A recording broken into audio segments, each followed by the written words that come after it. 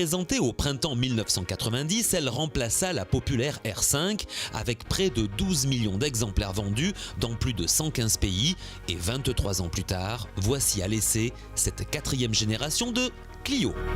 Extérieurement, elle incarne la nouvelle identité du constructeur français. Aucun angle saillant ou agressif, tout est rondeur ou courbe. Cette Clio 4 porte fièrement sur sa face avant le losange surdimensionné en position presque verticale.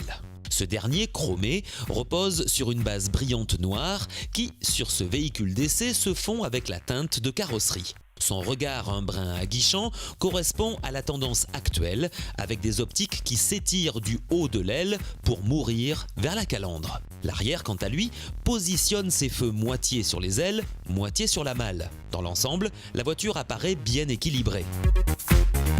Que de chemin parcouru par la Clio, célèbre véhicule de la marque Renault, depuis sa version numéro 1. Nous en sommes à la numéro 4. Alors franchement, j'aime beaucoup l'évolution. Elle a su évoluer avec le temps, des lignes résolument modernes. Donc franchement, j'aime beaucoup. Bravo les designers. Ce que j'aime un petit peu moins, parce qu'il faut quand même aussi dire ce qu'on n'aime pas trop, ces feux à LED sont un petit peu trop rapprochés et du coup sur la route le look est un peu moins beau. J'aurais préféré qu'il soit vraiment aux extrémités, ça aurait donné un look un peu plus massif, un peu plus imposant. Et j'aime beaucoup aussi la poignée de porte qui disparaît dans la custode, qui donne une ligne parfaitement sobre et épurée au niveau de la porte arrière. Bien vu, c'est toujours sympa. Est-ce aussi attrayant à l'intérieur? À l'intérieur, le grand pare-brise très incliné apporte lumière et sensation de liberté. La planche de bord reçoit un écran tactile façon tablette de 18 cm. Le bloc d'instruments gomme l'aiguille du tachymètre pour laisser apparaître un affichage numérique pris en sandwich dans un ovale façon jumelle. Le style est plus bling-bling que BCBG en raison du mélange des genres et par l'abondance des différentes matières. À signaler, l'absence de glace électrique arrière, cela quelle que soit la finition choisie. Je suis très agréablement surpris à l'intérieur aussi parce que c'est très bien designé. Franchement, c'est un look très agréable, sobre, épuré, je dirais presque dépouillé, mais ce n'est pas péjoratif. Alors pourquoi dépouillé? Parce que, par exemple, toute la partie média est gérée de manière tactile. Il n'y a pas un seul bouton quasiment sur la planche de bord. C'est très agréable visuellement. Idem pour le volant.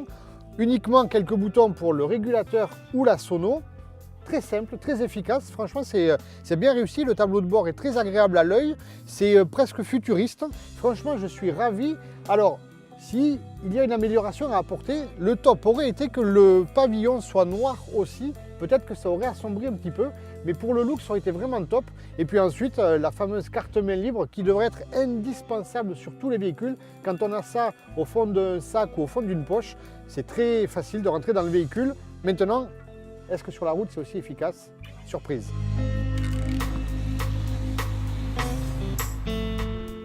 À l'utilisation, j'ai passé un agréable moment à l'intérieur de cette Clio, au volant plus précisément. Alors pourquoi? Tout simplement parce que je trouve que c'est très confortable pour une petite voiture, que je considère comme petite. Et puis surtout, l'ambiance est vraiment zen.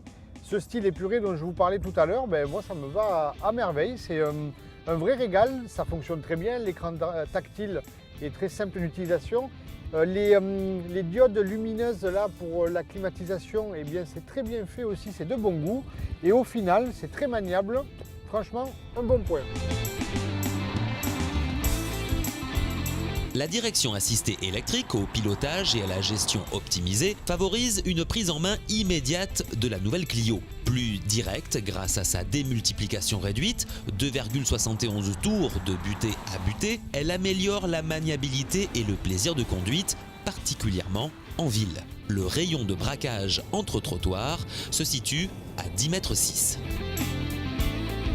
La famille Énergie s'élargit avec la nouvelle version 90 chevaux du moteur 1,5 litre DCI équipé du Stop and Start. Ce 4 cylindres de 1,5 litre de cylindrée dispose d'un couple de 220 Nm, cela dès 1750 tours minute, soit un gain de 200 Nm par rapport au DCI 90 précédent. La puissance de 90 chevaux arrive à 4000 tours minute. Pour l'ensemble moteur boîte de vitesse, alors le TDI 90 de notre essai est connu, archi connu, il remplit son rôle à merveille. Il est même très sobre là, puisque je crois que nous venons de battre Notre record sur les essais Grand Tourisme, record de sobriété puisqu'en utilisation mixte depuis ce matin, nous sommes à un peu moins de 6 litres au 100. Bravo.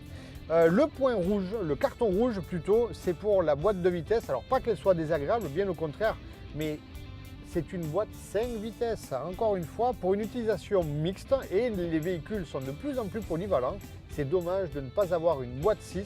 Je sais que ça coûte un peu plus cher sans doute, mais par contre au niveau bruit et consommation, on s'y retrouverait encore sur l'autoroute. Voilà, dommage. Sur ce, moi je continue ma balade, à plus tard. Cette Renault Clio 4 s'affermit dans son confort en accentuant son dynamisme. Elle se rapproche par son design de certaines coréennes. L'évolution est indéniable. Gamme Renault Clio à partir de 14